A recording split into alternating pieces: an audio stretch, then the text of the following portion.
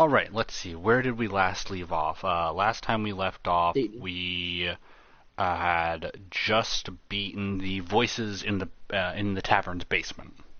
You guys defeated the gibbering mouther that was residing inside of the basement of the tavern in Dirtwater.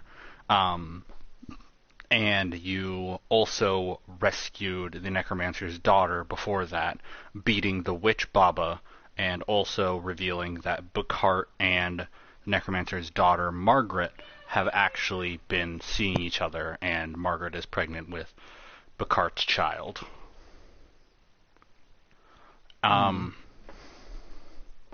Now,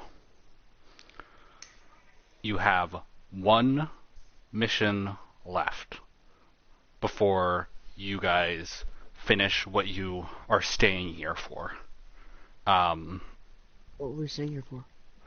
You guys, currently the reason that your group is staying in Dirtwater is because you are actually have been basically hired by the town, like your room and board have been paid for by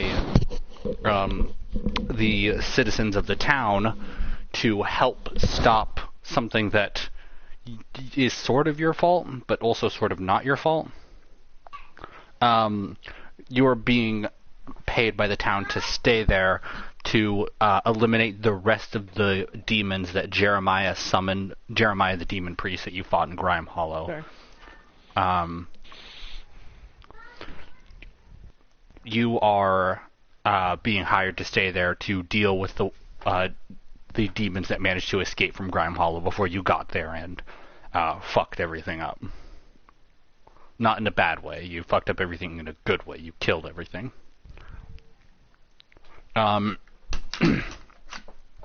You have already beaten 2 of the 3 major demons that have escaped from Grime Hollow.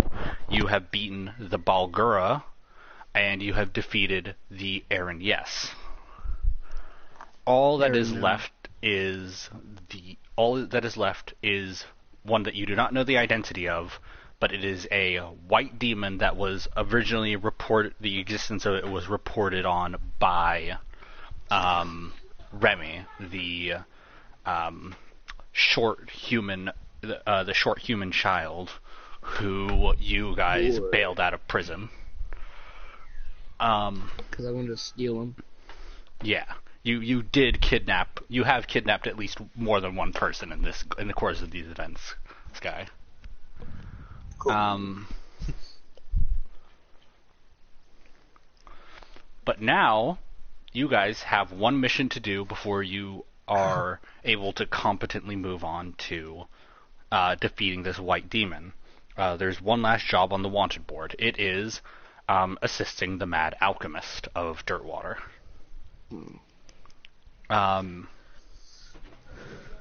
Just checking. Royalty, you here? Yes. Okay, Cole, you here? Sure. Mm-hmm. Okay. And Sky's here, and I just heard Carlos. All right. Just want to make sure everybody's here.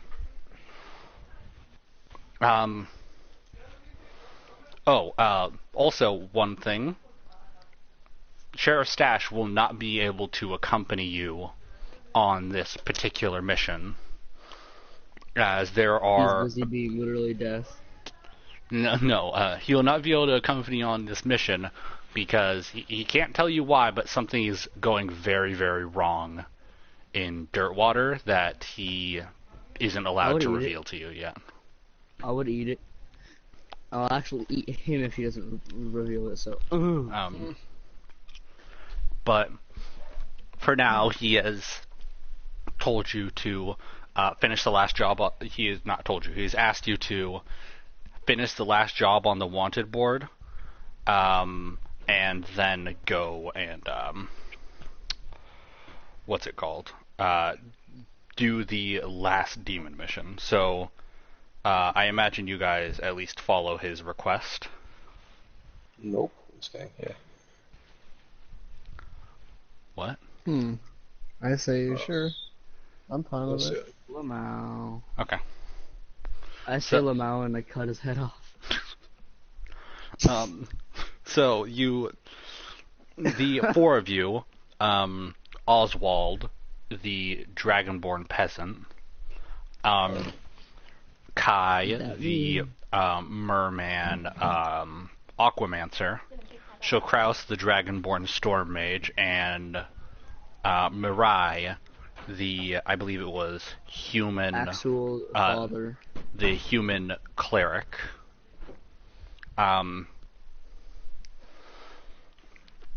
Are oh god.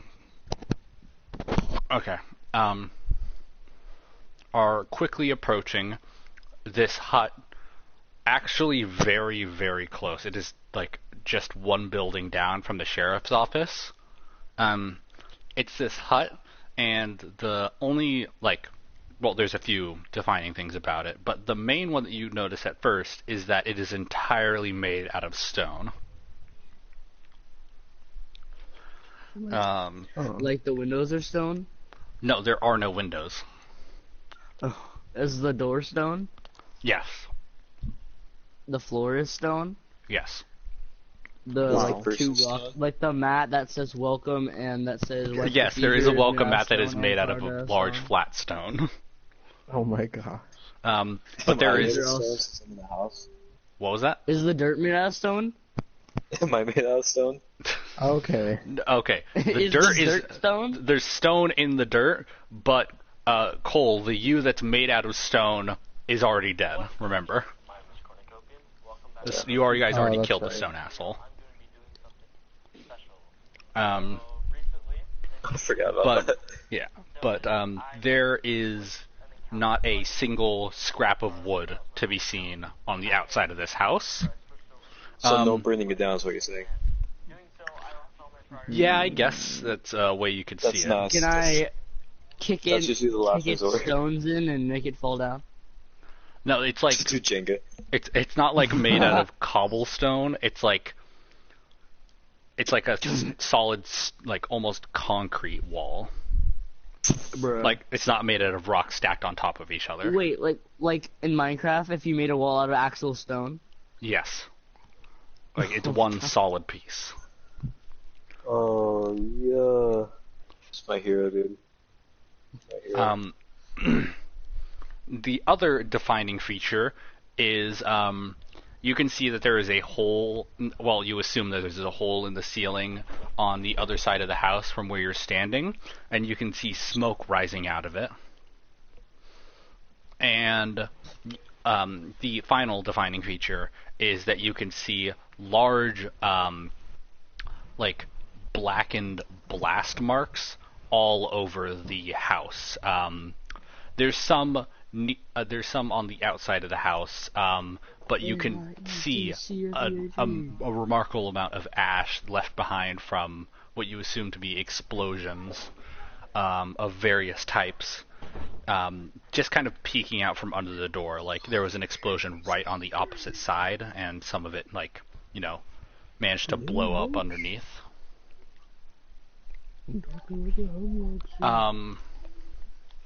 But this is, according to Sheriff Stash, who directed you here, the alchemist's house. What do you do? Enter. Yeah. Kick down door. Enter. Can I kind of scratch at the wall? Yeah. We need some scratch Wait. marks. Well, what are you trying to accomplish by scratching the wall? I really don't know. Yo, Maybe it's not It's actually giving me stone. some freaking. It's giving me some Monsters University vibes, dude. I was just Okay. watching that movie yesterday. Okay. No, I alright, just go to so- the door and kind of scratch at it lightly. Yeah, it's real. I'm not going to make you make a perception check or anything. It's real stone.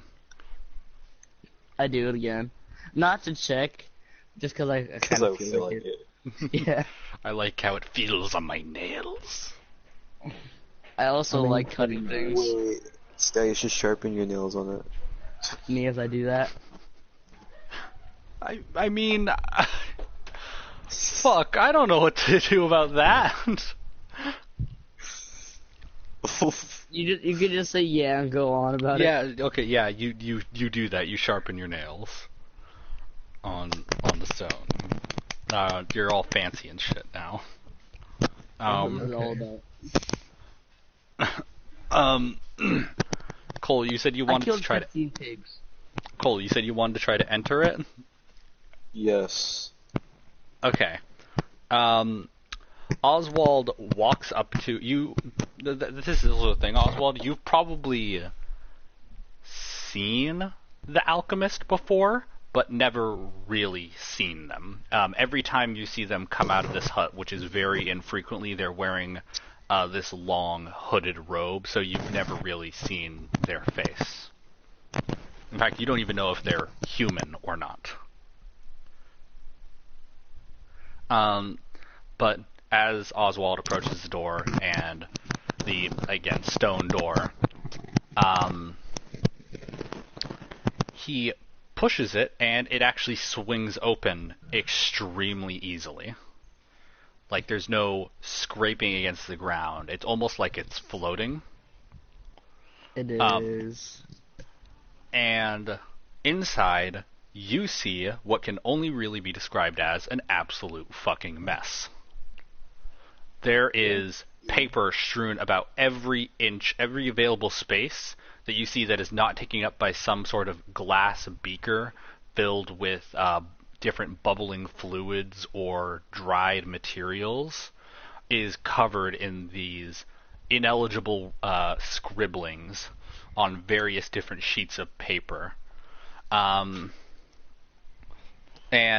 the explosion marks you saw outside are even more pronounced in here, to the point where most of the wall and floor and ceiling are black with interspacings of the stone that is underneath all of these scars from the explosions. So is our job to, like, get this guy some mental help? Okay, so Sky's wondering if this guy's, like, fucks up in the head. What did you say, Cole? Well, I said I guess Carlos is gone. Oh. Royalty, Big did you deal. say anything? I said Link left. Oh, okay. I'll I take don't know Mirai why. off Maybe of he the, disconnected or I don't know. I I'll think leave he might Mirai have on been the battle sheet for now. I think he had to go. Don't be mad at me, but I really don't care. But anyways, Okay. and speaking of the alchemist guy and your, curiosity as to whether or not they need some sort of mental help or maybe like a welfare check, you see a head pop up from one of the tables and sending a few sheets of paper flying up as they rapidly sit up. You see a young woman who appears to be in her probably mid-20s. It's very hard to tell due to, again, a lot of scorch marks across her face, which are perfectly outlined by these massive pair of welder's goggles she's wearing. She has the same long coat that you've seen the alchemist running in and out of the house with a couple of times, Oswald. She has this pale blonde hair that reaches to about her shoulders, which is, again, you'd probably assume it would be longer, but at the very ends it is singed and curled up. And I guess the most interesting feature you notice about her is that on top of her head you see two large animal-like ears. Furry. She's a furry. Alright. Nah, we have to kill her right now. I'm sorry. Actually, no. no, we have to kill her. Like, Put her down. she's a furry. Put her down. See, but you're like a scaly, but like scalies are fine. But like, what we're not gonna do is let this furry live. Lizards I'm aren't not supposed to I'm just have kidding. tits royalty. I'm just kidding. Put her down. Put her down. Oh my god. I feel bad saying that, but put her down. What, are you going to actually walk over there with a shotgun just to put a pillow over her head and pull the trigger? I mean, maybe. I'm rich enough for a shotgun. Use the pill. Use the freaking lethal injection. Jesus fucking Christ. What are you guys going to do? She's Put her down. You're not kidding. she's sitting up and just kind of looking at you, kind of bewildered. Well, fuck y'all then, I guess. I walk up and I say, "Hi, who are you?" Like, that's all. The woman reaches for her face and pulls her And goggles. shames a gun at me. No, reaches for her face, grabs Pulls her her face goggles off. and puts them over her forehead. Me. And then she immediately stands up, grabs you by the face, and then Oh. starts just like staring directly into your fucking eyes. Can I? You okay? She doesn't say anything. She's just looking at you extremely intently. Like she's barely blinking and is not moving at all.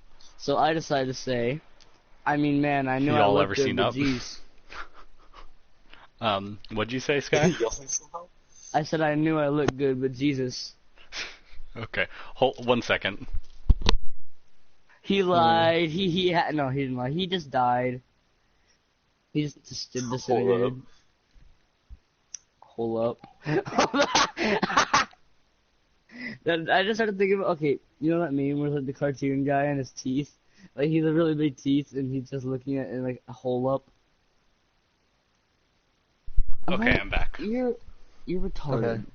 Retorted. After looking at you for close to a solid minute, Sky, or I guess Shao Kraus, she lets go of your face and says, "You aren't the one who works in the forge, right?" He makes that noise. Am I? Fuck. No. And she just backs up a bit and says, "Could have." No, like I actually said that entire thing like in Oh. front of her face. Like I Oh, is that me? No, wait, is it? No. No. like I actually said that. Okay, I like that. She kind of frowns and then her face lights up and she's like, "Oh, perfect. Do you think you could hold still for me for just a second?" I mean, I Bites guess. face off. She, Yeah. as you're standing still there, she runs to the other side of the hut, pushes aside She couple of just sheets of paper. decapitates me with a guillotine. No, she pushes aside a couple of pieces of paper and actually knocks over a few of those vials full of liquid onto the floor. Yeah.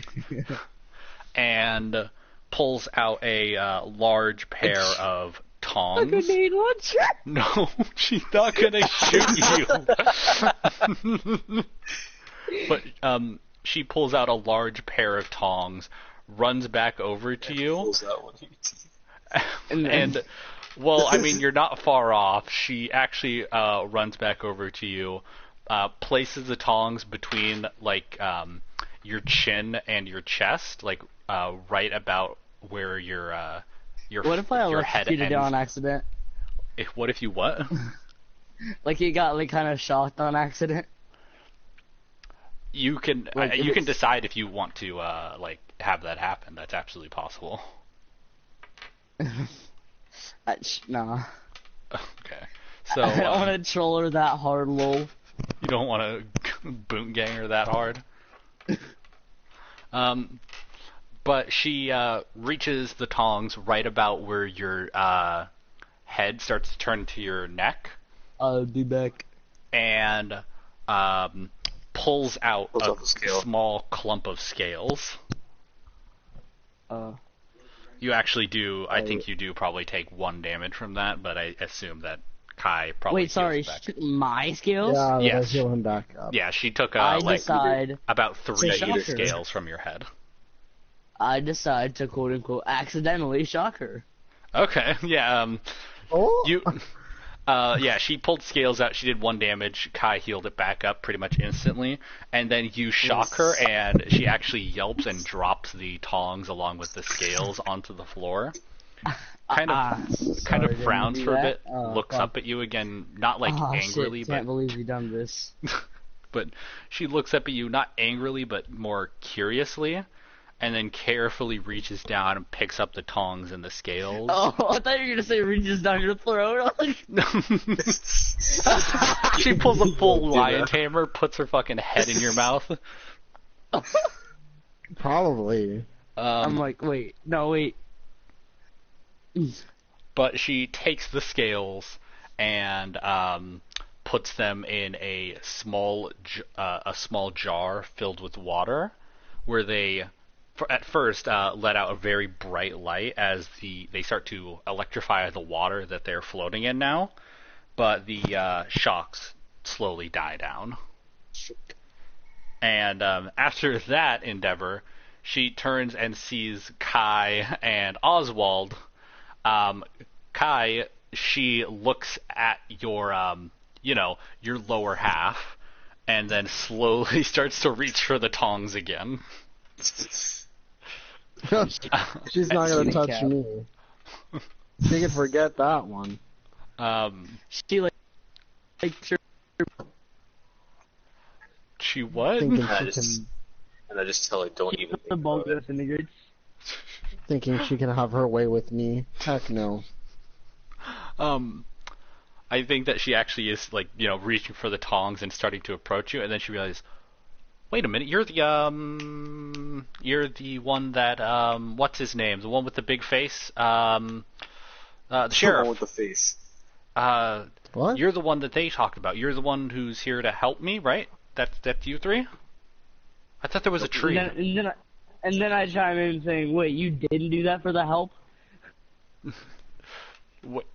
And wait, so you're so you thought that when she was taking your scales, you're like, oh, she needs this for the job she hired us for? Yeah. And she's like, oh, no. That was just a little personal thing. It was personal to me too.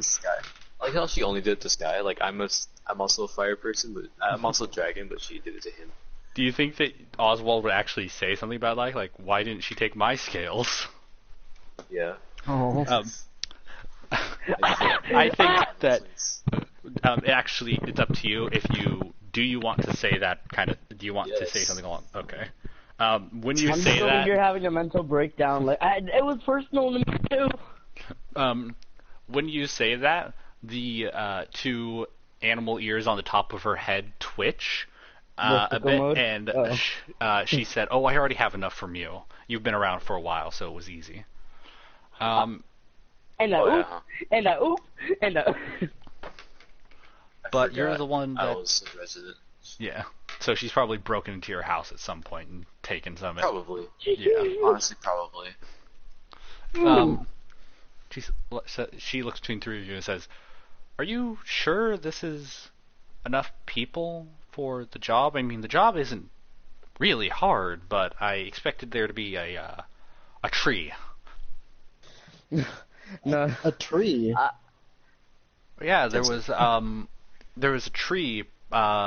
She had a big sword. And then I said, "Oh, she quit." Who? Kenson. Who? Willow. Who? I just like kind of tell her, "Hey, I think she quit. We haven't seen her in like a few months." So like, Oh. No, we'll tell her she got burned in a forest fire, but we didn't know who she was. I didn't do that. I did not do that. That was So, not my fault. Can I? You both simultaneously say that. Okay. Shokraus says, "We haven't seen her in a while. I think she just left." And then Kai says, "Oh, she dead." And then I look at it and like I look at Kai with like a really wide eyes, like, no. She literally and I ooped. Like, oh man. She thought it was bad before. She goes back to it. Never mind. Do you 3 know what this job entails exactly? absolutely not. No, I just want money. I don't even know if we're getting paid. No. Fair enough, fair no. enough. I guess I probably wasn't too specific about what I needed. And she starts looking around the her workshop again and says, we need to go. I need you, I guess 3. I really expected there to be more of you. Not an insult to your skill, but it's an insult to your skill. Yeah. You think I'm not merman enough for this job, lady? And when you I'm gonna kill your family. Damn. I'm gonna murder you. If that ain't... Murder. It really be like that sometimes. It really do. I get it, because it's... Now? Yeah. I'm very This concerned. guy say now and then died. Yeah, You have to go? if she says like something preposterous and doo-doo, just say Showcross just leaves and go to the hotel until you bring him back for the party. He just like leaves cause like no. Like if she says anything that's like something that I would say like what the hell to, Showcross just like blinks, looks around, and then just walks out to his like to the room they work in or they're in at the moment. And, and like okay.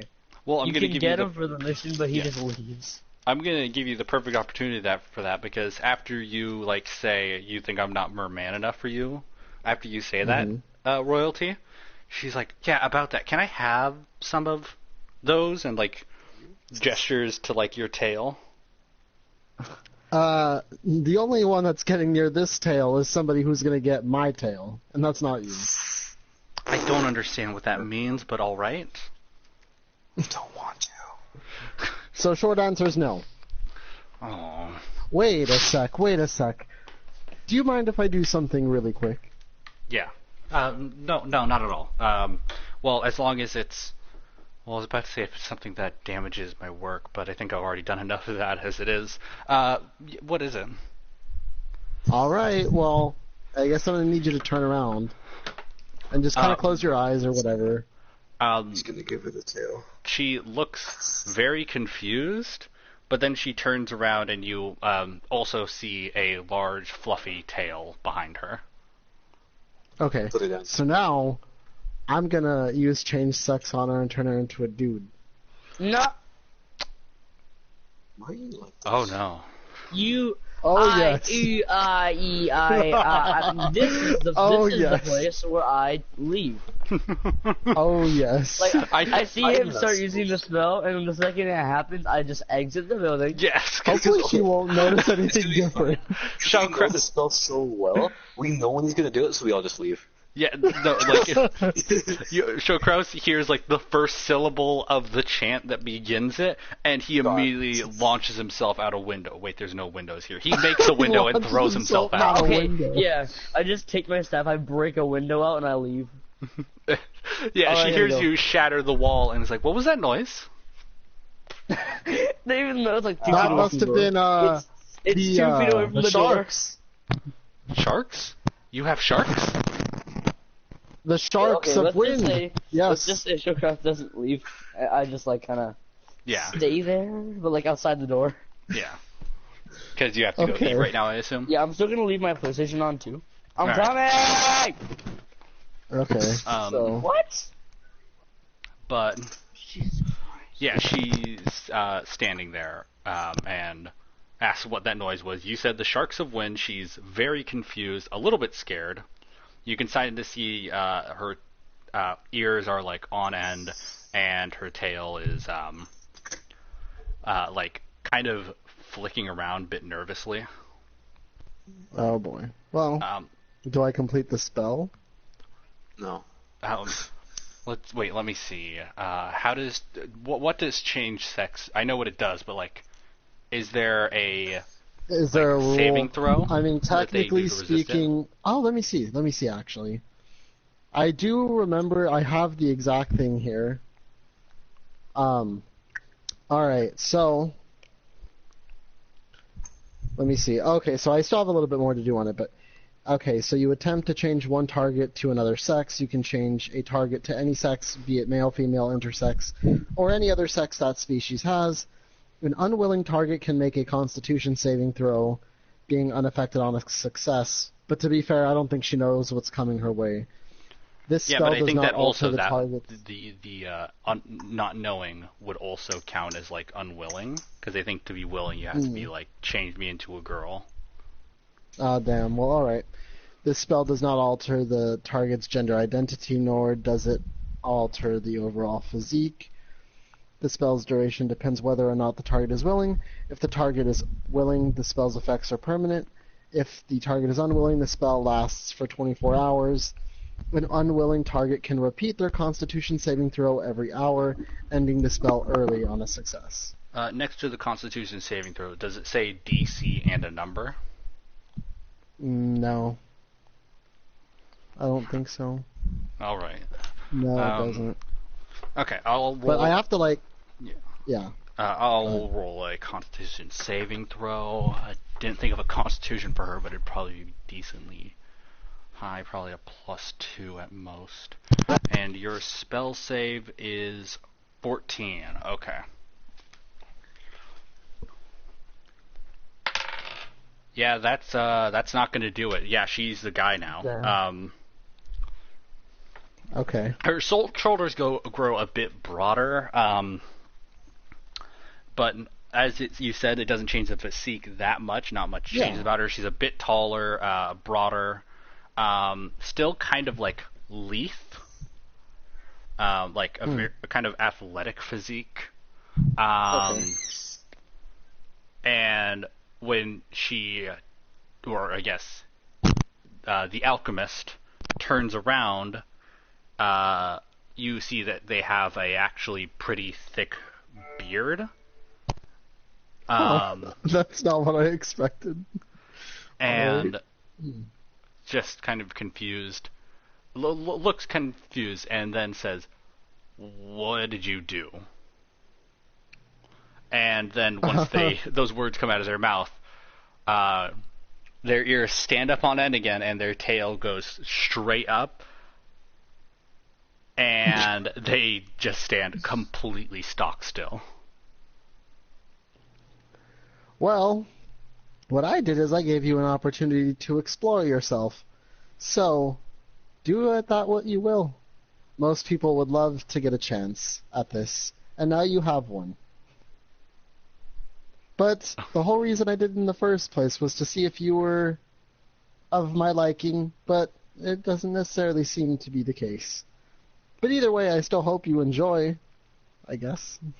I'm very confused, but alright, whatever, I guess I'll deal with this as it comes, roll with the punches, that kind of thing. Don't know how long this is gonna last. That scares me a bit, but, I could always try to figure out a way to change back, though I wasn't able to fix these, and she kind of puts her hands on her ears. But I'll figure it out. I'm an alchemist. That's what I do. I change things. That's what I do. And she's like kind of looking around her workshop, like a bit nervously, kind of freaking out a little bit, or trying not to. Okay. Oh, by the way, what's that mission we should be doing? Because we should probably go do that. And she's like, "Oh, right. Sorry, I get a bit I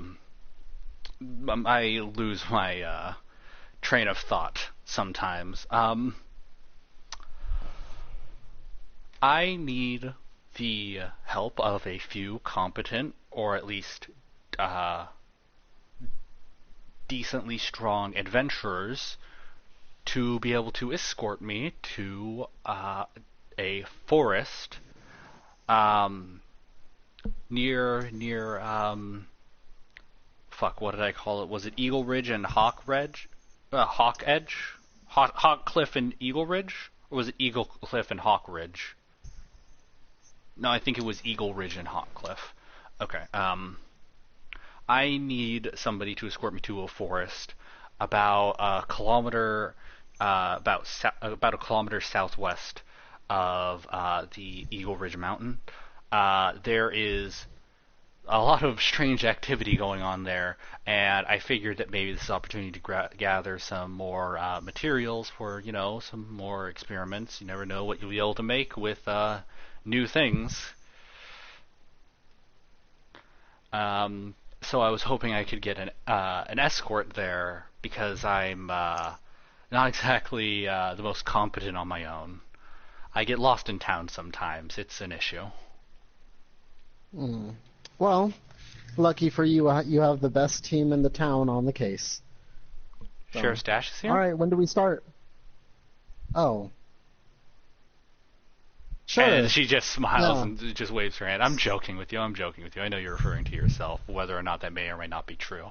But I'm grateful for your help either way. You have to be at least halfway decent. Sheriff Stash did recommend you to me, and he's one of the most reliable people that I know of.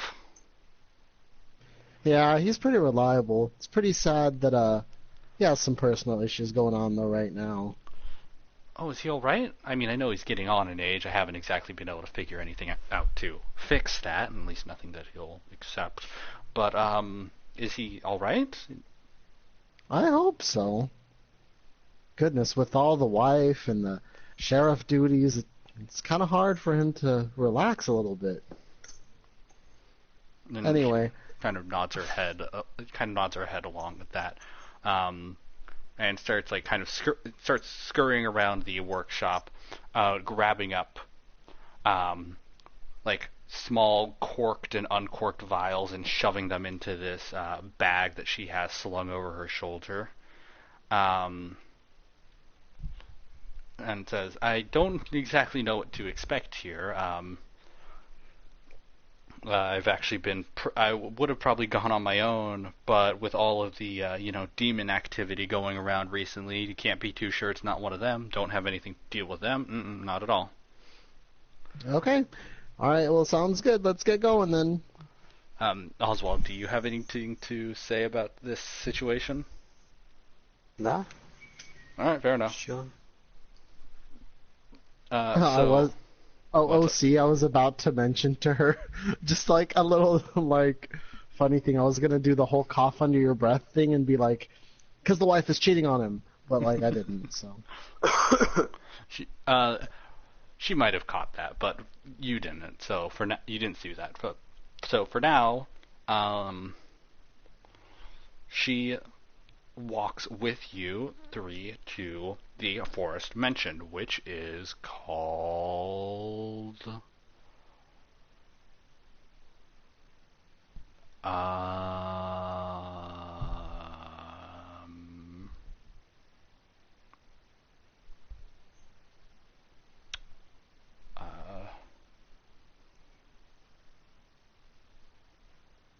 Dogfoot Forest? That's a stupid name. Hold on. Hold on one second. I'm just gonna pull up a random name generator because Dogfoot is a terrible fucking name.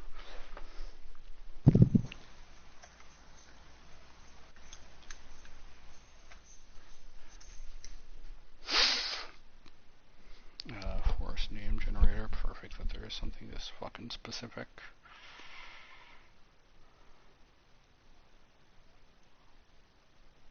Oh, perfect. There's a fucking amazing name. What the shit?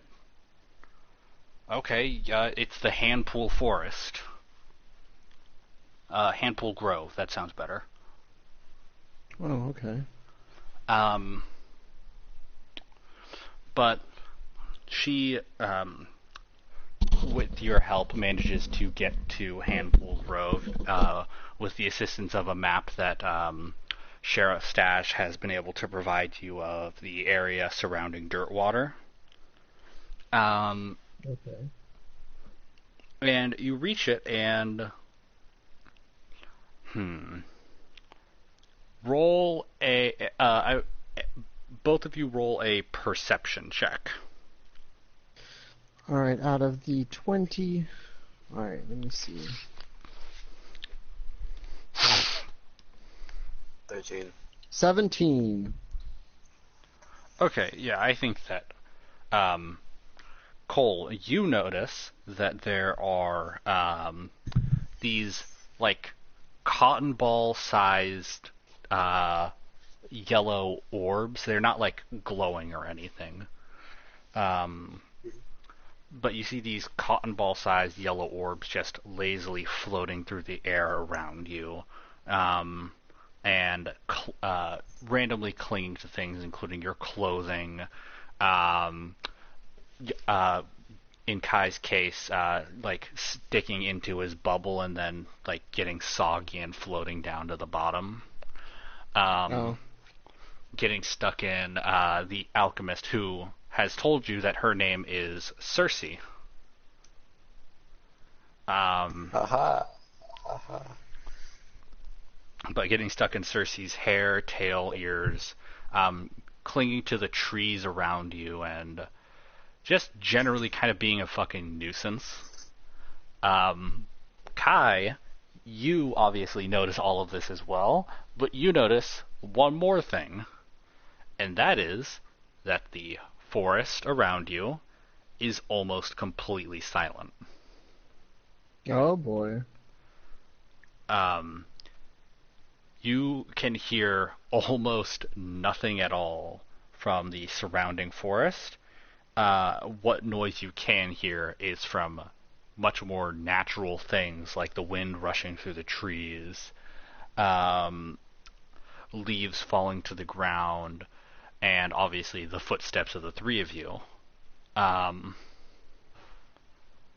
but also you hear some slight rustling from the forest around you. Like there's something moving in there, but it's not making any noise other than the sound that its movement generates. That's your situation. You're surrounded by trees. There's no clear path that you're walking on. You're just kind of making your way through the undergrowth. Circe kind of nervously clinging to her bag as her ears flick back and forth. And generally trying to put herself between the two of you, so there's like something, protecting her on either side. Okay. She's with us, right? Am I Yes, crazy? she has accompanied you. Oh. Alright. That's what I was thinking. Alright. I just find that funny a little bit, but anyway. Oswald, Kai, what do you do as you walk through the forest? Well, right now, is there... Wait, so we already rolled a perception check to just see stuff around, right? And it was Yeah. just very quiet, like weirdly quiet. Yeah. So, that's pretty much, I think, for now, at least, all we're gonna see. Okay. Huh. Um, But I think... What do I want to do? Oswald, was there something you wanted to do? I don't know. Nah. Oh boy. Okay, well anyway. Alright. At this point, wait, is there... I don't know if there's anything I can do. I don't think so, so I'm just gonna... Wait, is there... I have no idea. Well, it's alright that you don't know what to do, because as you're walking, I'm going to have Oswald roll a dexterity saving throw. So that's just a d20. I don't think you have any dexterity modifier. Let me see if you do. 16. It's what? 16. 16. That'll probably do it anyways, no matter what. Wait, did he do something specific? Oswald and Circe are rolling a dexterity saving throw. Okay, Hopefully, Circe rolls. no, I don't know. Circe rolls a 12. That I don't think that'll do it. As you're walking, Oswald, you kind of stumble a bit, but you're fine. Circe, on the other hand, trips and completely face plants into the ground. And And as she's rising, you hear her voice catch in the back of her throat. And when you look over to see what's wrong, you notice that she has tripped over the gear and somewhat mummified remains of an adventurer. You Well- can't tell what race they are. It's something mostly humanoid, like probably a human or elf. Well, it's bound to happen sometime. I mean, stuff happens. Yeah. You Um, better get used to it, lady. Like, I'm pretty sure we've all had our fair share of tripping over bodies, or in fact killing them. But like, let's ignore that part. Let's just That last part I know. is that unimportant. last part. Yeah, I don't know about that one, Chief. I don't think She's she fine. notices what you're saying too much, because, well, she looks terrified, absolutely. But, I should mention something about this body, which is there are these long red, there are these long growths along the body. They are red, and as they trail up to a rounded tip, they slowly turn white at the very end. But there are tons of them peeking out from every place that the rudimentary leather armor that this adventurer was wearing. They're sprouting up all over the place, and they're all reaching skywards. The longest of them is probably about like a foot tall. Okay, so these but- are super tall, like vines. They're like growths. You don't know the nature of them currently. Okay. Interesting. All right.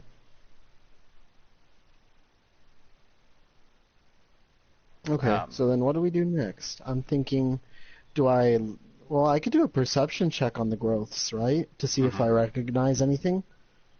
Yeah. Okay. I'm gonna probably do that, which should mean I need to roll a 20. Hopefully, we'll see. Oh, that's a 4. That's probably not gonna do it. Roll that with advantage, so roll it again. Because you currently 13. Yep, that I think that'll do it for Okay. at least a little bit, because you currently have something that really helps you with identifying this, and that is an alchemist. Oh, okay.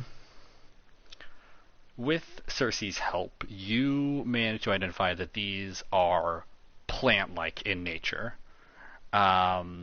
These are not like bone growths. These are not like arrows or something like that. They're not made of stone or metal or anything like that. They're not even actually made out of wood.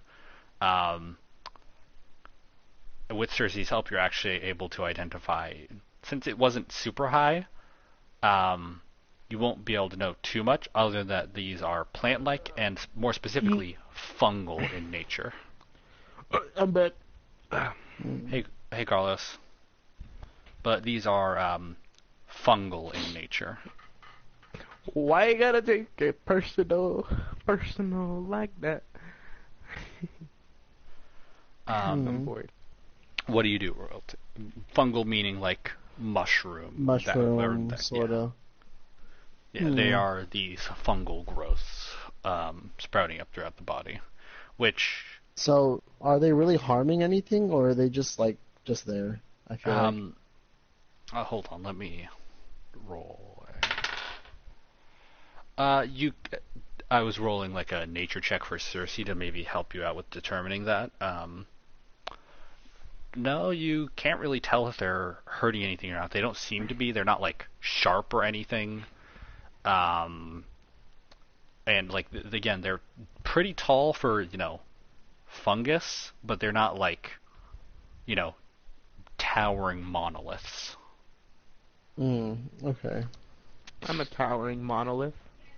All right, well that's fair. I feel like that's decently fair. All right.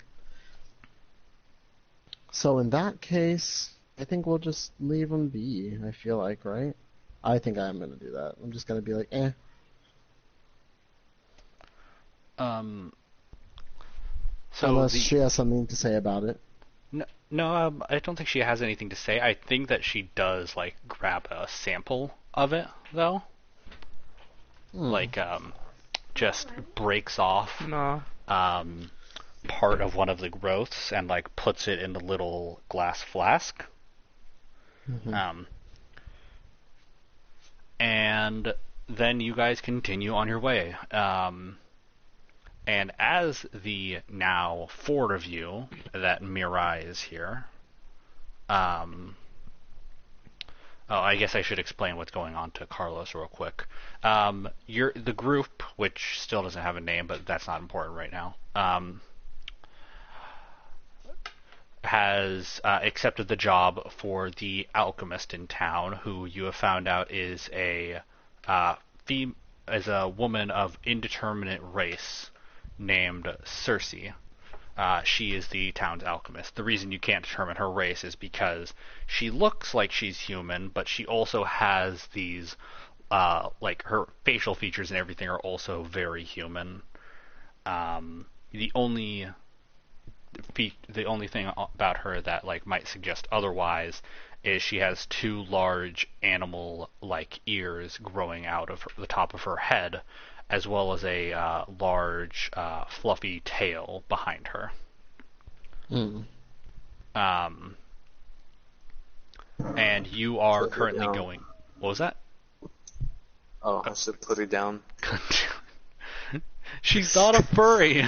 Same thing. But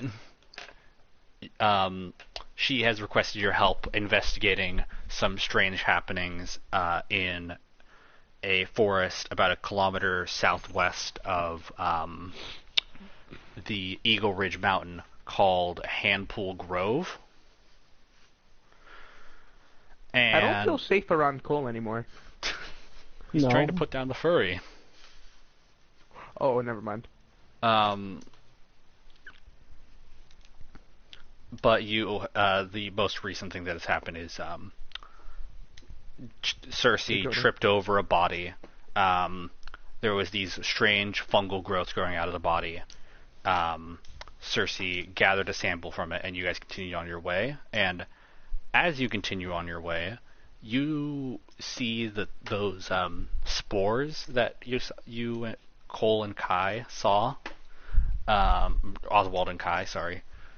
You see the spores that were floating in the air, like the white balls. Yeah. You see that there's starting to be more of them as you progress.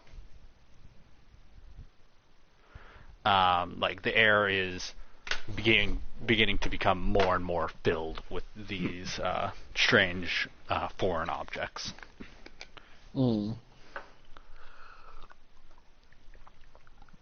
So we don't know what any of these are. They could potentially be dangerous. There's really not... I don't know if there's anything we can really do right now. Is there? Well, you could, I guess if you wanted to, you could roll some kind of check to determine what these floating things are. That's what, okay, I guess I'll do that. And worst case scenario, I can also do something else, I think, maybe, but we'll see. Yeah, so Alright, roll so out of roll 20? a nature check with advantage. Okay, so first roll was a 5. That sucks. Second roll was a 12. Okay, yeah, you also determined that the floating yellow orbs are also plant-like in nature, and you, with Cersei's help, are able to determine that they are either they are either one of two things: pollen or spores. Oof. Pollen's fine. Probably not so much. Snap. Huh. Well, luckily I'm in a ball, like a bubble of water, so I don't think it affects me too much. But for everybody else, it's kind of different, I'm assuming. So what you're saying is I'm gonna pop. How What you're saying about- is I'm gonna pop this bubble. Okay. How about I start spraying the decanter at the, like, spores/pollen? Can I do that? Yeah, you can do that as you go around, and yeah, they like don't explode or attack you or anything. They just like get wet and kind of like fall to the ground, and they don't dissolve. They just kind of like diffuse. Mm. Like they get spread out too thin, so you can't really identify them as well anymore. Okay, well, hopefully that's better. I think we'll see. Anyway, alright. Cersei collects some of the samples of this pollen/spore substance, and also reaches into her bag and grabs a few lengths of cloth and starts cutting it up and tying it off. And as she does this, she hands each of you a strip of this cloth and either shows you how to or assists you in tying it around your mouth. Oh, So you all have boy. these like rudimentary masks. Okay. The way that it was said, I thought something else was happening, and I was like, whoa, I don't know how No, I feel you're about not getting this. gagged. Yeah, they're like that's what I bandanas. thought it was. Okay, that's fine. Not yet, anyways. Oh, Exactly, not yet. God. Alright, Oh well, no. Um, You never reassure me at all. Jackson. but I'm trying to think how to go about this. Oh, I know. By scaring the shit out of you guys. As you progress through this forest, again, it gets more and more thick. Royalty clears the air, and the masks ensure that you don't breathe any of it in. So you don't know if it's harmful or not. You're just not breathing it in. With the mask that Cersei helped make you. Okay. But as you progress, you start to see more and more bodies strewn throughout the forest. At first, they were pretty infrequent. That one that you found, the first one that you found, where you did the thorough examination of it, was the first one you would come across. But as you progress, you see them more and more frequently, until you reach what seems to be the epicenter of this whole sort of ordeal.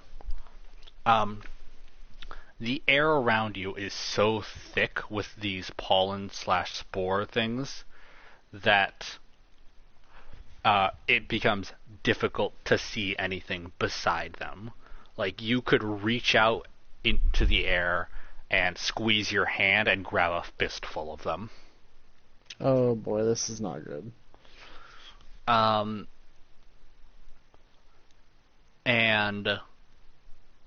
that is not of much concern to you, as much as two other things. One, you hear faint whispers all around you. They don't get quieter or louder as you continue to walk. They are just present.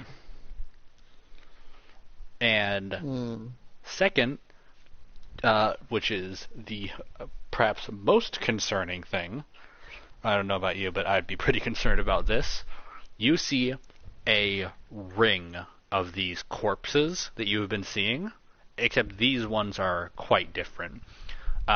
It is a circle of about 8 corpses wearing these green robes with all of these spores/pollen balls clinging to their robes, which are very degraded, and all 8 of these figures are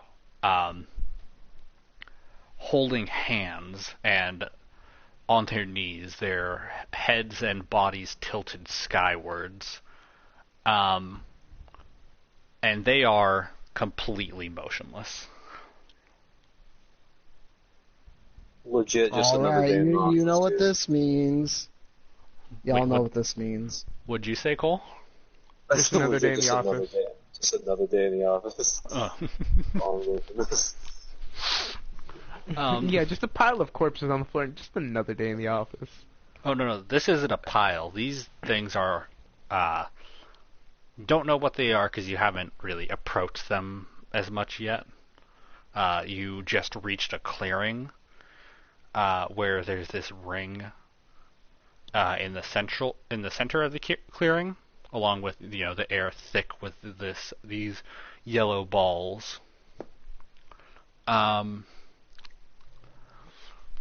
And you just see this, this ring of figures.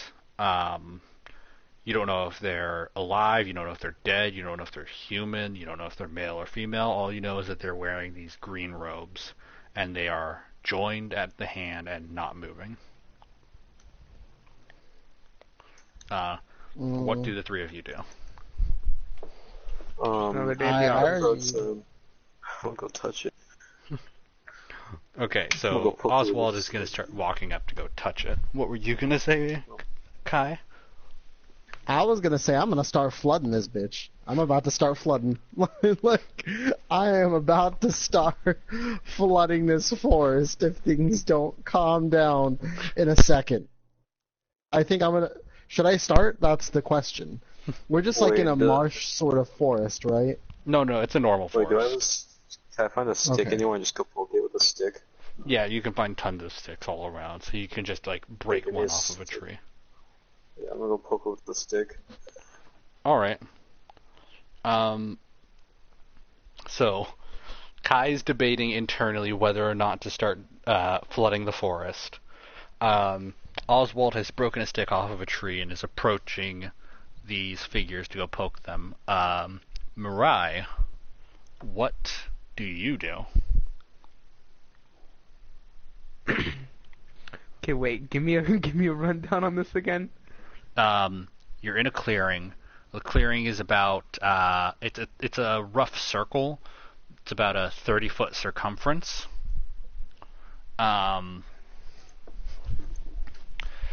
The air is filled with these floating yellow balls. They're not glowing or anything. They're just kind of floating. With the help of Cersei, the alchemist that you're assisting with this mission, you have determined that they are either pollen or spores. And in the middle of this clearing, there is a ring of green-robed figures holding hands with their bodies and heads tilted skywards, and they're completely motionless. Kai's debating on whether or not to flood the forest, and Oswald's going to go poke him with a stick. So are these illusions or are they more of like actual I living gotta things remember that, that we I'm can only mortal. You can't tell that from where you are. tell? I can. Can't. Because you haven't rolled Okay, a check or anything either. But what were you going to say, Well, Mariah? I have to remember at some point that I'm only mortal. What does that mean? I can't just go rushing in there with a sword. I Yeah, don't I'm even know rolling if with you a have a sword. My ability. Oh yeah, Manifest your Weapon or spectral. whatever it's Yeah. called. Okay. And what were you gonna say, Kai? Basically, I was gonna say that I'm gonna start flooding the forest. So I'm gonna go ahead and probably use the But- geyser. Use the big boy. Gonna use the big boy to flood everything. The 30-gallon per shot one. Yeah. Are Right. you just I'm going gonna to do that one. wait? Can I run before he does that? I don't think Or that. like, is he gonna target like everything in the radius? Or I think what he's just doing is either pointing it directly at the ground or pointing it skywards. Probably skywards. Okay, yeah. So he's just pointing it skyward. So, Oswald, you have enough time to like be able to poke one of these figures. Run, Well- poke, stick, run back. And Mirai, if you wanted to get out of the way, you easily could.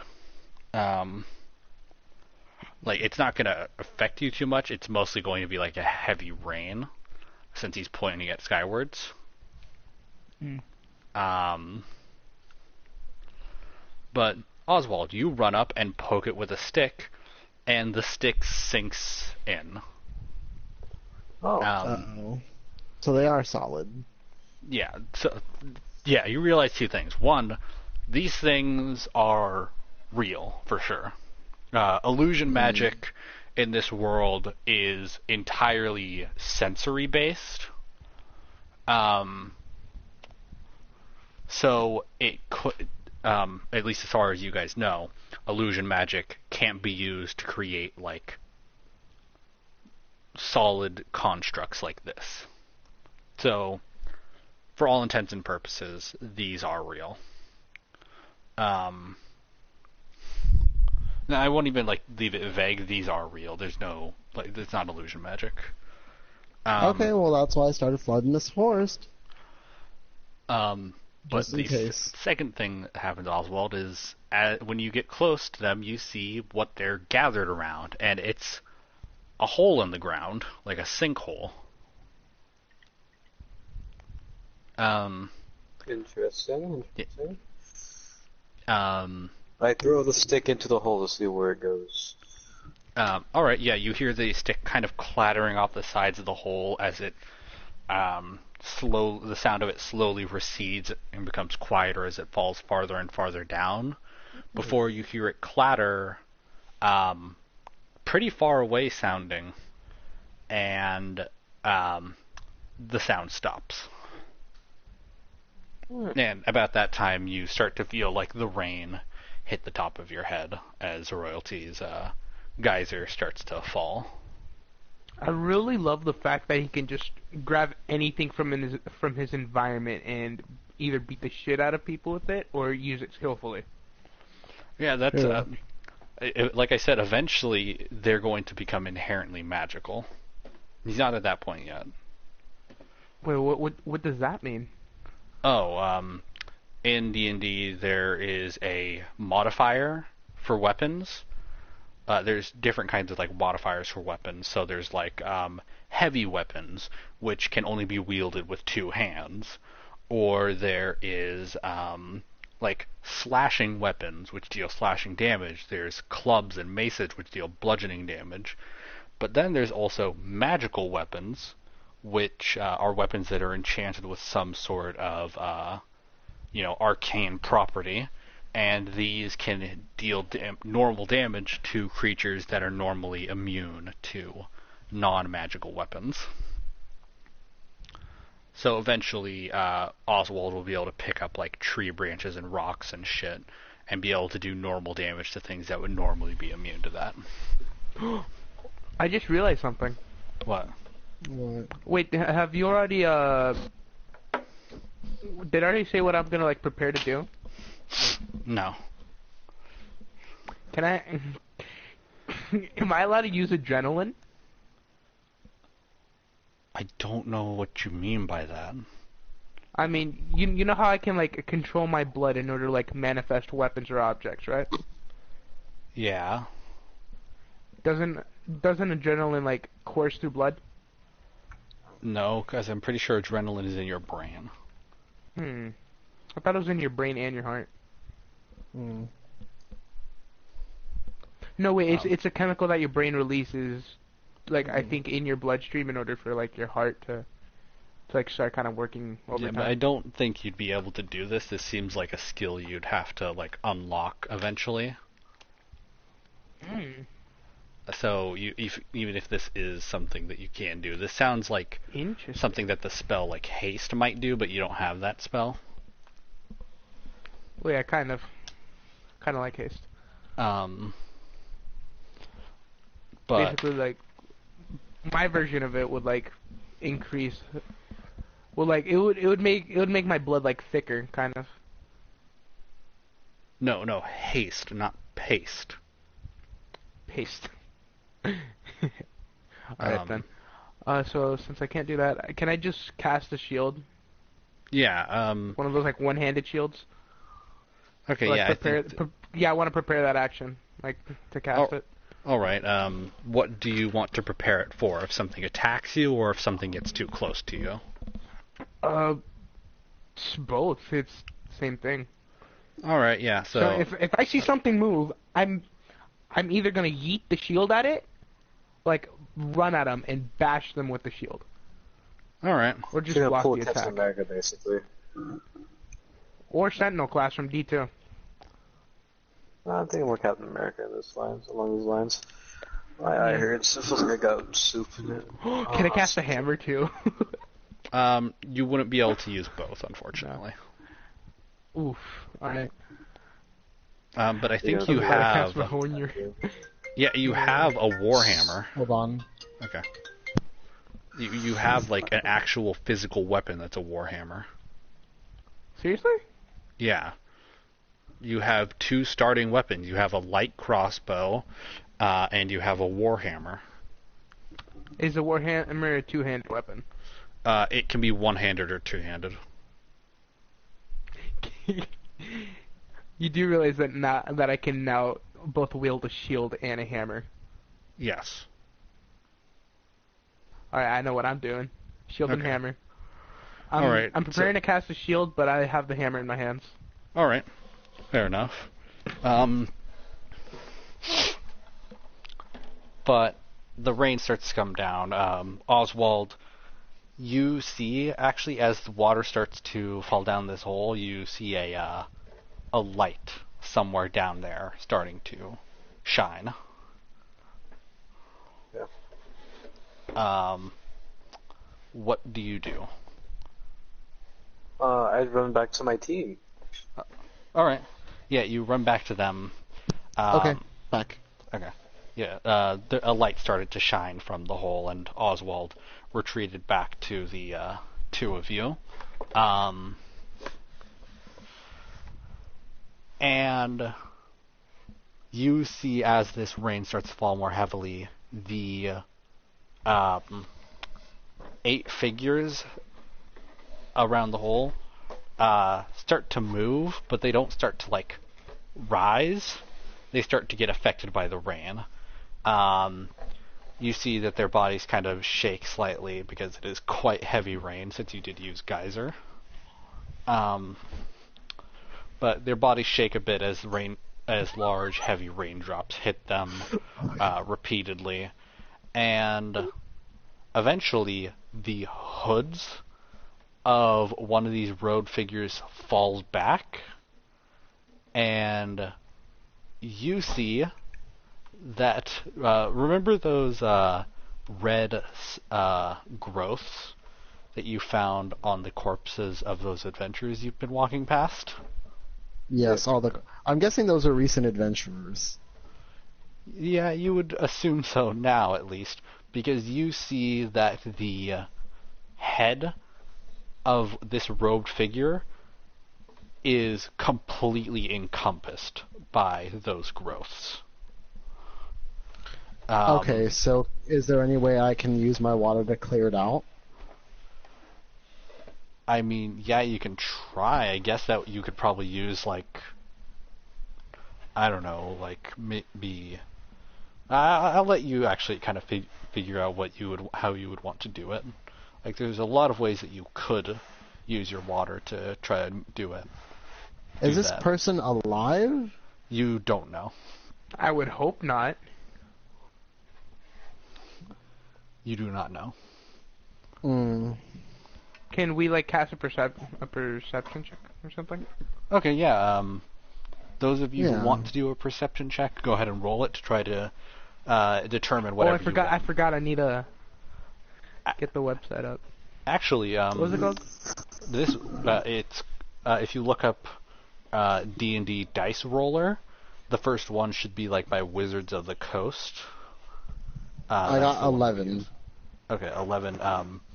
This is actually also not a perception check. This would be an investigation check, because perception check Okay, is just kind of a general Which view. one do I have to cast? D20. D20. Yeah. D20.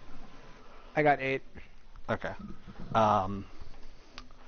And Cole, do you want to roll to check not things yet. out, or are you just kind of chilling? Just chilling. Okay. I was always chilling. All right. What do you want to? Because this was not actually a perception check. Well, I mean, it can be if you want to. Perception check is just kind of like a general look around the area to try to see a little bit of everything. But if you want to determine like super specific things, like what's going on with this guy's face, or is this guy alive, or what about the rest of the figures, that would Wouldn't be you like focus investigation. on like one object and Yeah, like you would need to focus everything on else one around thing. you? Yes. Wouldn't like be focused on? Yeah.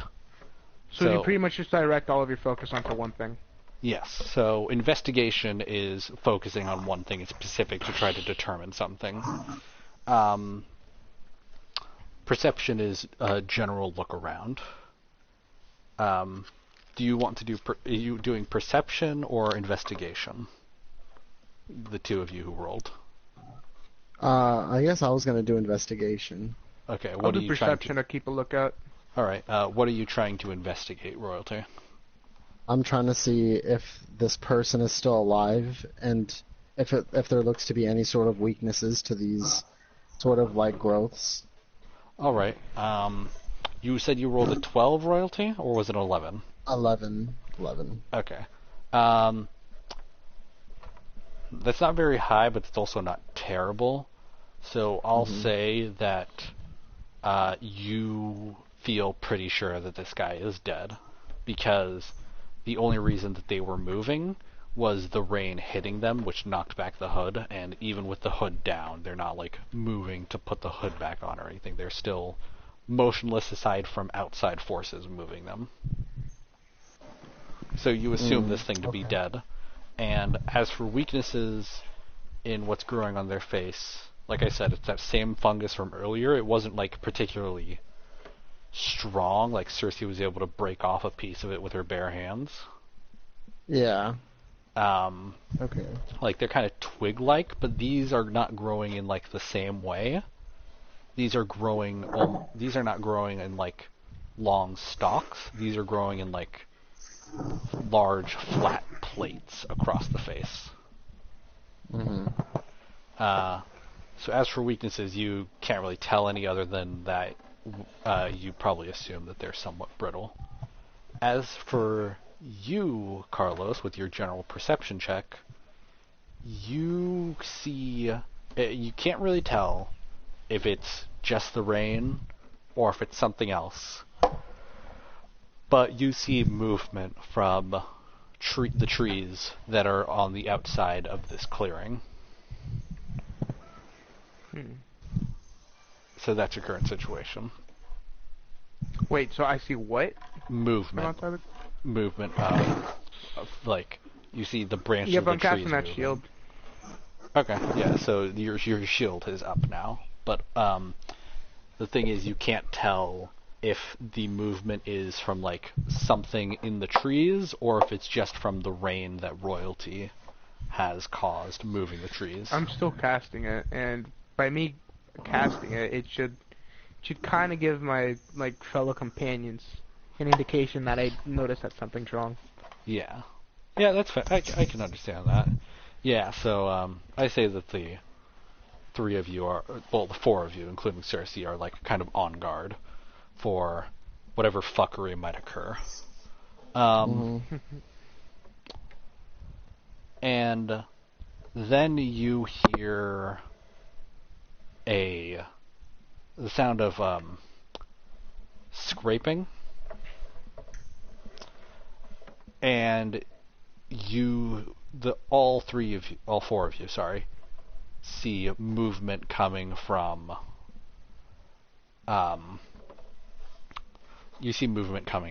the hole in the ground that Oswald saw that the figures, the hooded figures, are gathered around. You see these small, like, they're very small. They're not like they're not like mouse sized. They're probably like they're probably like the size of like a 2 to 3 year old child. These figures crawling out of the pit. There are 3 of them that you see that kind of clamber their way out and kind of scurry around, but don't venture too far from the pit. And then you see 2 arms reach up from the pit, grab the edge of it, and then hoist up a figure about the size of a normal adult man. Oh boy.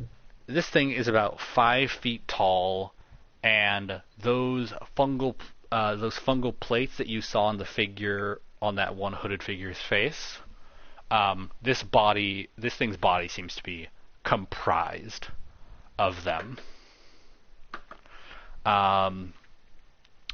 It has no discernible facial features except for a pair of, what you assume to be eyes, deep set in its face. Its hands don't have fingers in the normal sense of the word. Instead, they're comprised of these static hooks that can't really move or articulate very well. In fact, this seems to be a very crude creature altogether, comprised of several different types of fungus, but the primary type that you see it's comprised of is the same fungus that you've been seeing. The fungus that was creating the face plates, the fungus that was sprouting from all the dead adventurers. And then you see it puff up its chest and then seemingly exhale, and a cloud of yellow orbs erupt from the top of its head. And oh boy. then you see something long, tall, and pale stumble out of the woods. That you saw, Carlos. It was not just the rain moving the trees. It is about 4.5 feet tall. It is very long, very skinny and spindly, and also covered in these red and white fungal growths that you've been seeing, except this one isn't dead like the rest. This thing is moving around very jerkily and unsuredly, almost like it's being controlled like a marionette with some sort of puppet master in the trees above it. That is not the case, though. This thing it's not something that should be alive. It's something that died, perhaps, long ago and is moving through unnatural means. These are your opponents. Let's roll for initiative, I guess. Oh boy. Wait, his Okay. face is long and which? Wait, That's a D20. who rolls that? Me or you? I roll for the enemies. Oh, okay. 20. Okay. 20. Okay. Hold What'd you on, get, I'm Kai? about to roll. Okay. Hold on, I'm about to roll. 18. I got an 18. 11. Damn. Okay. 11, 18.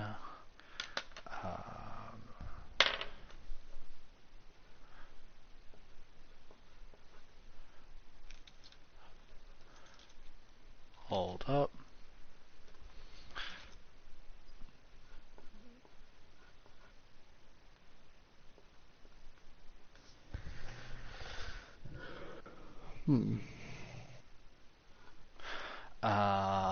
Okay, up first is Mirai.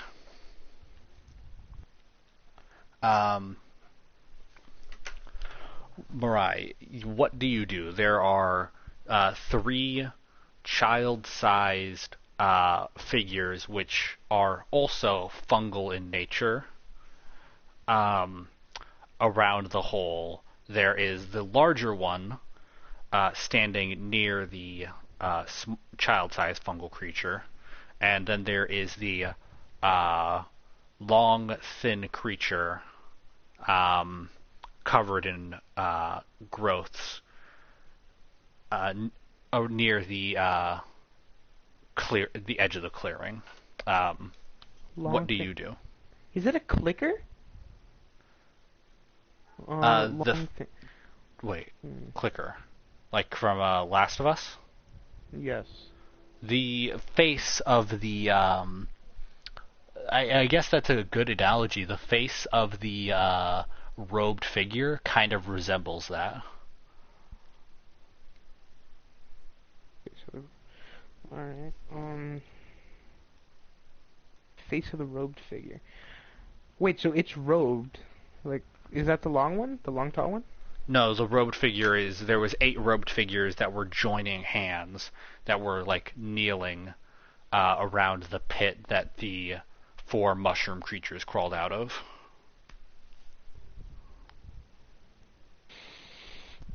Whew.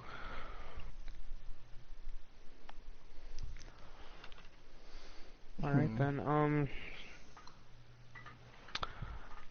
do I have to roll something to throw my shield at one of their faces? Yeah, that would be an attack roll.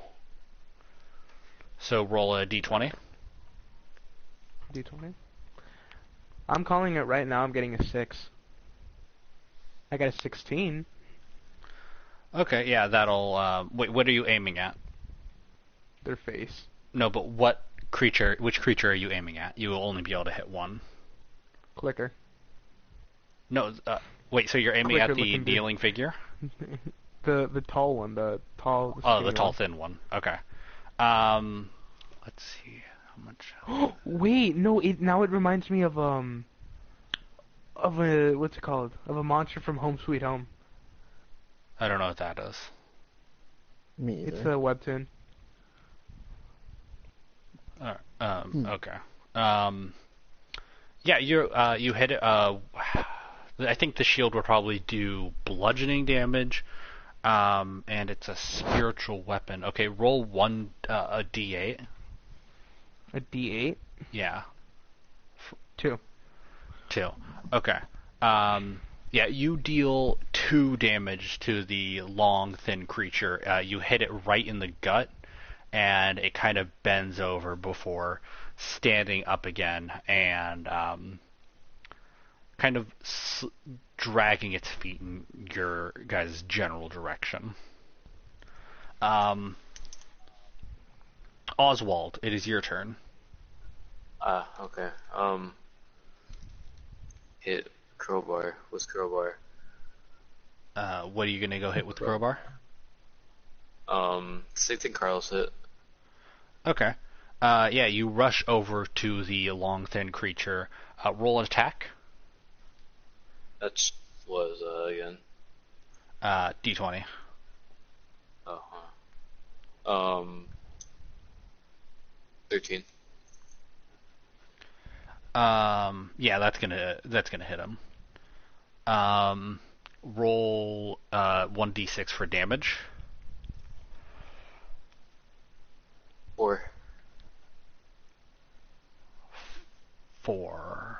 Yeah. Okay. Yeah. Yeah. You just slap this thing in the side of the head with the crowbar. Some of the stalks of the spores come flying off of it and scattering in the air, but it is still standing.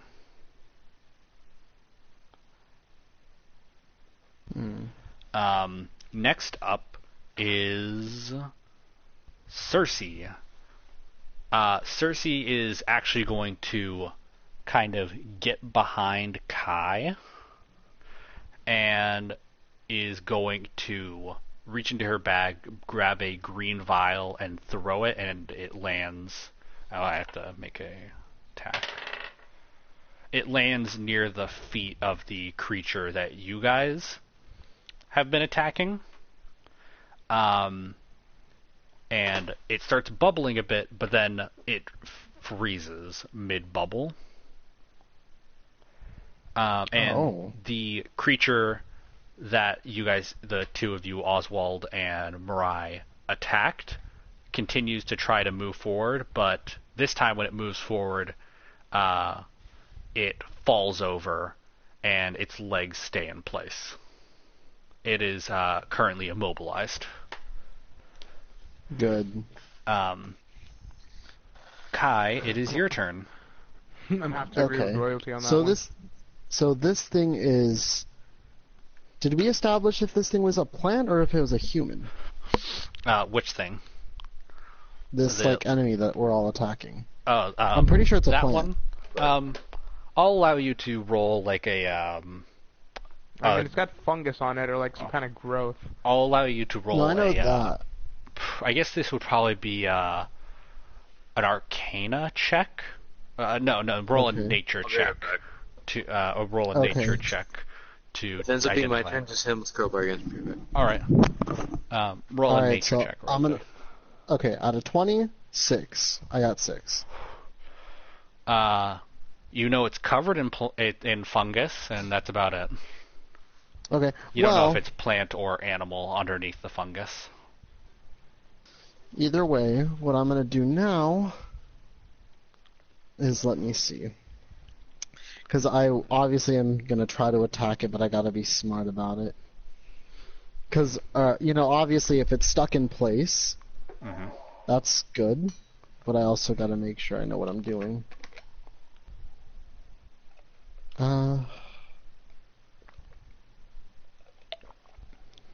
Is Shao Kraus here or no? No. No.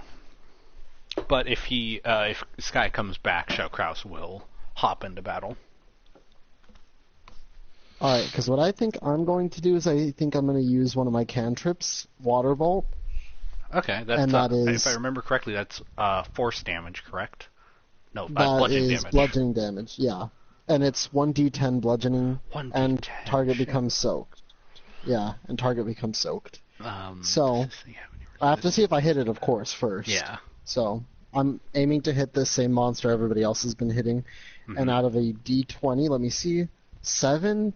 That's probably... Well, he is immobilized, but I don't know. Yeah, since he's immobilized, I'll let you roll that with advantage then. Okay. 15. Yeah, that'll do it. Okay. So 1d10. Alright, that's a 4, and it becomes soaked. All right. Yeah, you hit this thing. I think that you managed to catch it as it's falling down, because these rounds of combat takes seconds. Mm-hmm. So I think that as it's falling down from trying to move again, even though its feet are stuck, you catch it right in the chest on its way down, and it lets out kind of like a strangled grunt before it face plants. And also it is bloodied. That was a 4, Okay, right? good. Yes, that was a 4. Okay. And it's soaked, but not that Yeah. that matters too much, but... Next up is that thing's turn.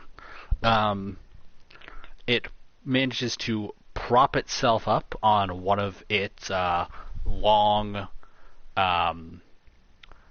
almost rubbery arms, because you see its arm bend not the way it should. It doesn't bend like a human arm.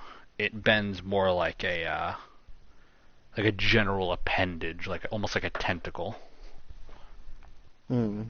But it props itself up on one of these limbs and swings its other arm, which extends and starts to swing towards Oswald, since the rest of you are too far for it to reach.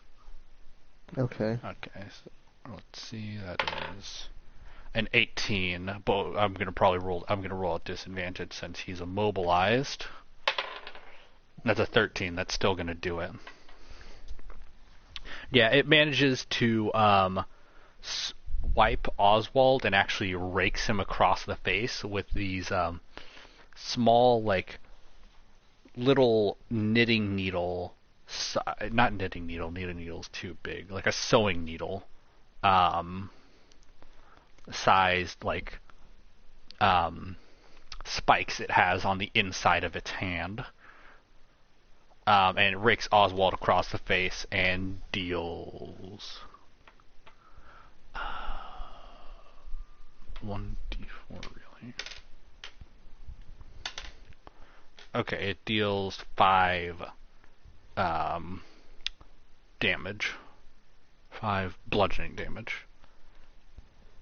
Next up is the large mushroom creature.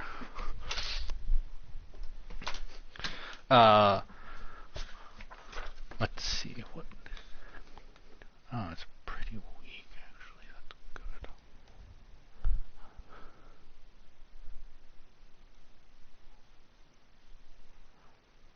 good. Okay, it's going to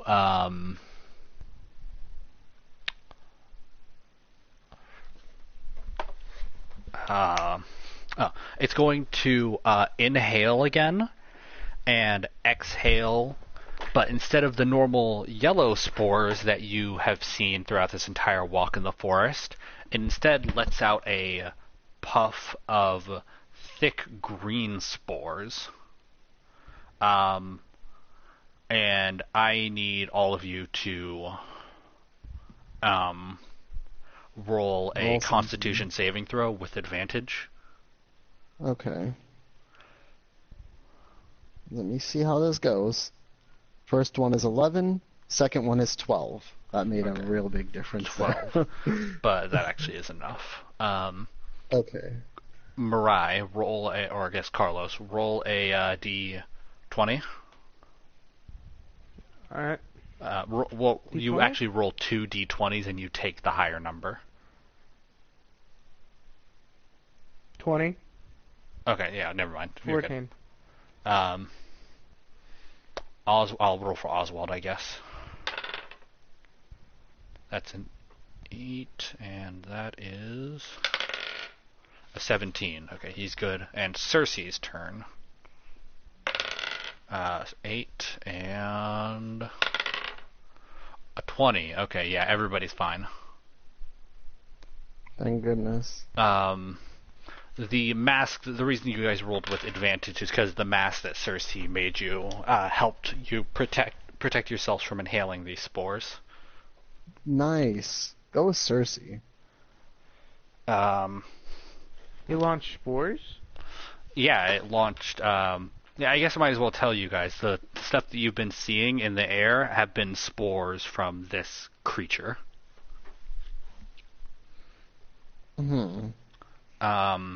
And it just launched a series of spores that you had to make a Constitution saving throw to not get affected by. I won't tell you what it does unless you get affected by it, but for now you're fine. Nobody got hit with it. Would the... No, it probably wouldn't because it's already... Okay. Next up are the 3... like child-sized creatures, and each one is going to split up and attack a different one of you. The largest of the creatures, which isn't saying much, like the difference between them is like all of these 3 is like inches. But the largest one is going to kind of scurry over to Royalty. And is going to punch you. Alright. So, let me see. Hold on here. No, I'm rolling I have to roll an attack. What's your AC? Yeah, I know. My AC... Ooh. What is my AC? I think it was... I think I have it, actually. We added some armor. I think you probably have the updated sheet. It's 12. But you're fine. Okay. The monster rolled a 5. Oh, okay. Um, so it misses. The second largest of these creatures is going to run up to Mirai, um, and try to punch you. That is a 7. That's definitely not going to fucking do it. Let me just check to be sure. I'm almost certain. Yeah, that's definitely not going to fucking do it. And the third one is going to run up to Cersei. The third and smallest one is going to run up to Cersei. And that is a 13, so it's actually going to hit Cersei. I think it like hits her right behind the knee and makes, like kind of collapses it. But she takes... Are you...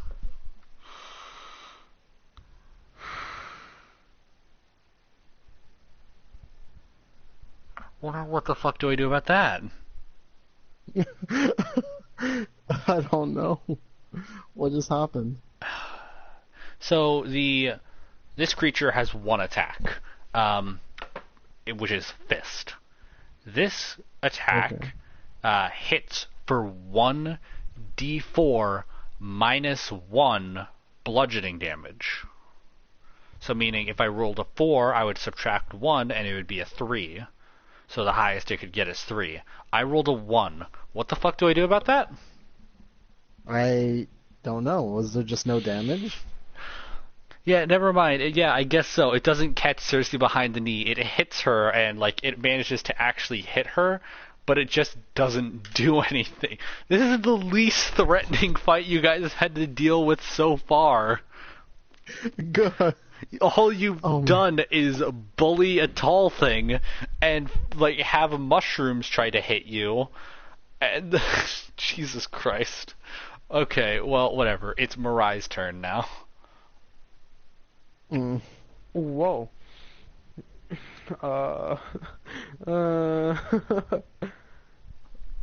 Okay, I'm in awe. Okay. So what? So is the tall, skinny thing still alive? Yes, but it is bloodied, meaning it is below half health. I don't give a fuck if it's below half health. Can I charge it with both my shield and my hammer, and strike them both? You wouldn't be able to hit with both. Or block with my shield and hit with my hammer. All right, I guess that's If it just for attacks. aesthetic purposes because it's not able to attack you while you're doing this. So yeah, roll a d20. Roll d20. What is my luck with 20s? All right, so you got a 20. Roll a d. Let me just check. I'm pretty sure it's a d8. I think at least.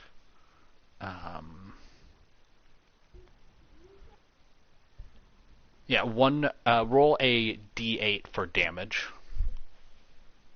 A d8 for damage. Mm-hmm.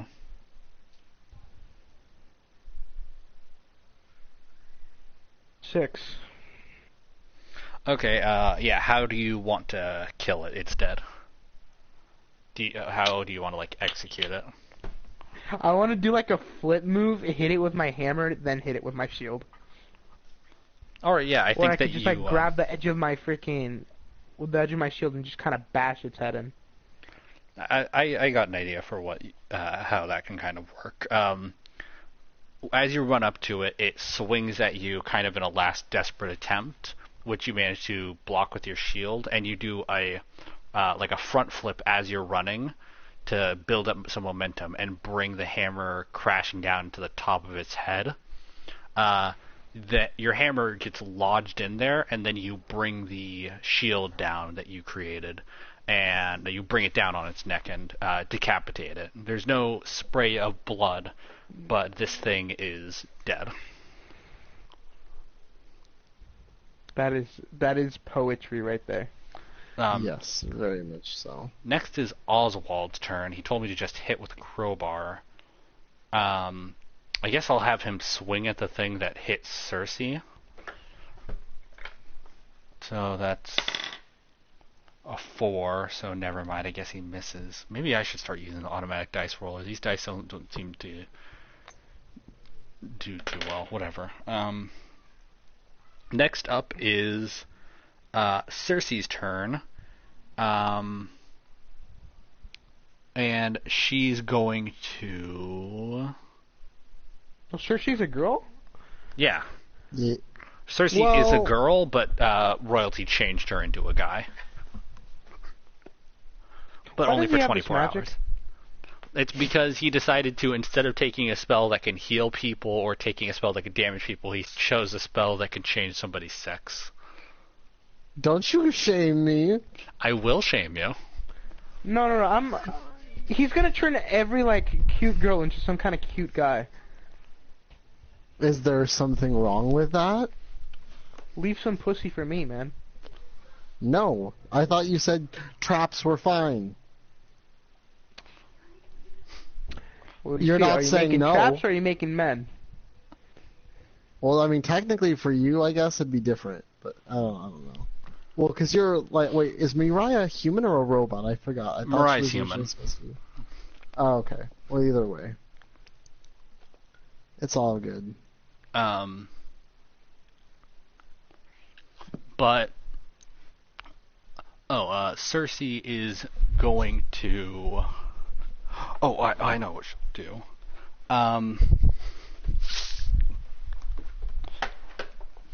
She pulls out a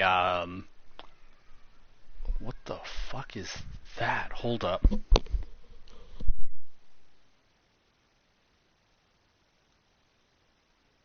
Mm.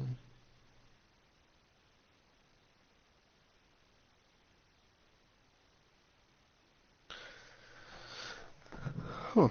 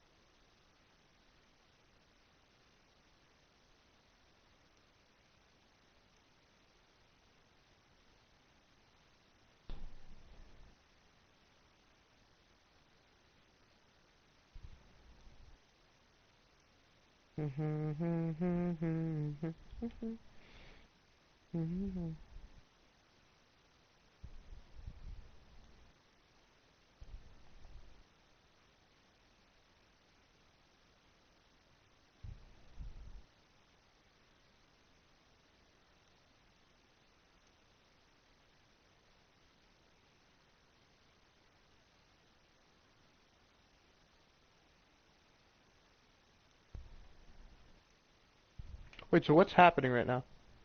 I don't know. He's kind of doing something.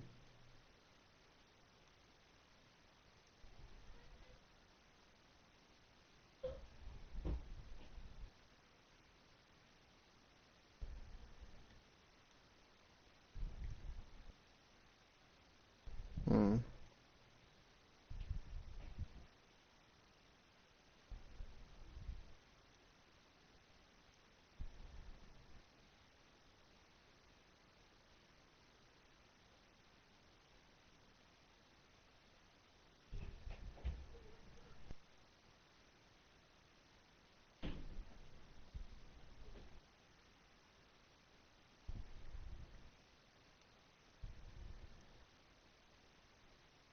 Get! I think I gotta go. Oh, dang.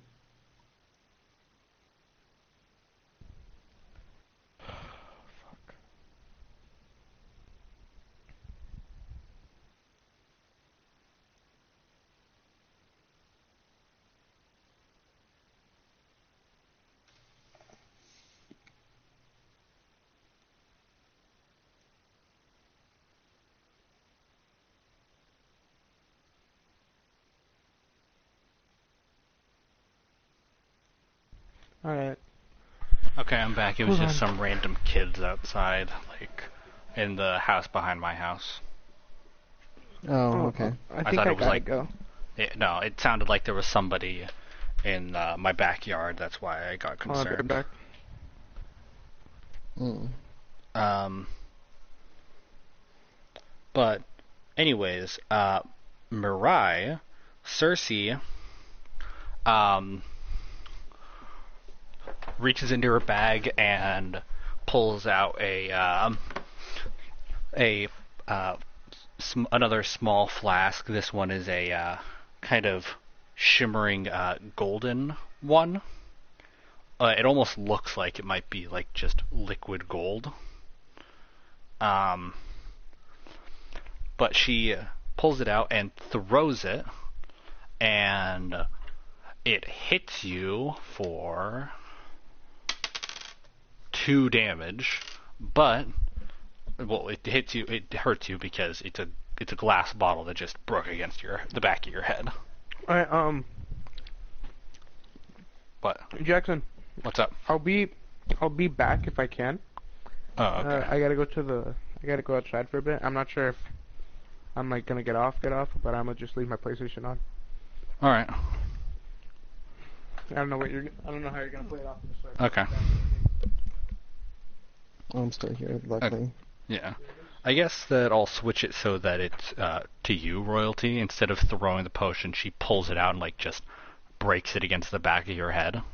It deals 2 damage to you. Oh, I got dealt 2 damage. Yeah. Which one was this? Cersei just like broke a potion against the back of your head. Ow. Filled with like a golden liquid. But as soon as this potion breaks against the back of your head, this golden liquid spills out of it and encases your head and then solidifies. And you can't really appreciate it, but now you have a helmet that looks to be made out of this shifting golden material covering your head, and you have a +2 to AC. Oh, well, that's good.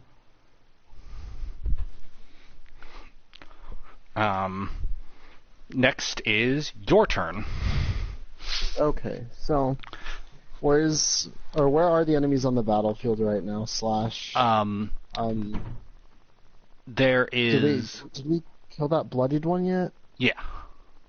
Mirai killed Okay. it. Okay, so now it's just how many more? 4 more. Oh boy.